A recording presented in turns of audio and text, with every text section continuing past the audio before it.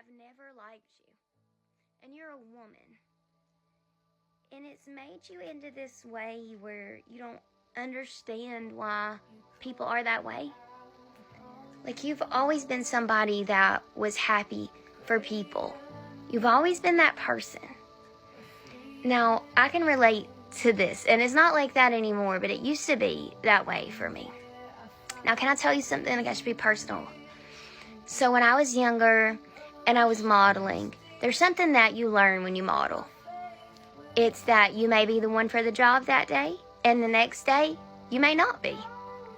And even at the height of, like, how lovely, or whatever you want to call it, when you're modeling, there's always going to be a girl that enters a room that's prettier than you. There's always going to be somebody smarter than you. There's always going to be somebody funnier than you. I've got to be a model in my life. I've got to be an author.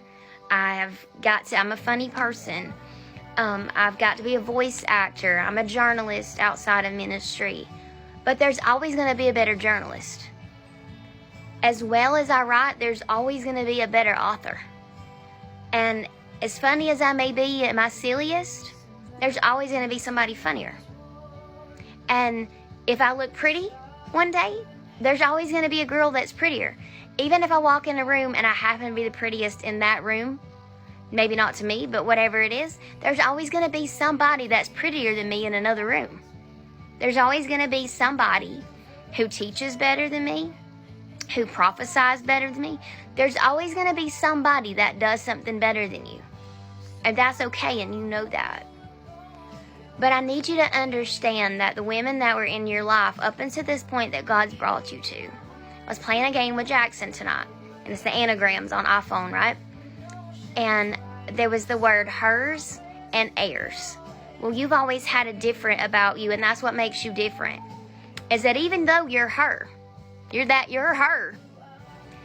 You're her because you understand that there's many hers, but the difference in a her and an heir is just one letter, the I.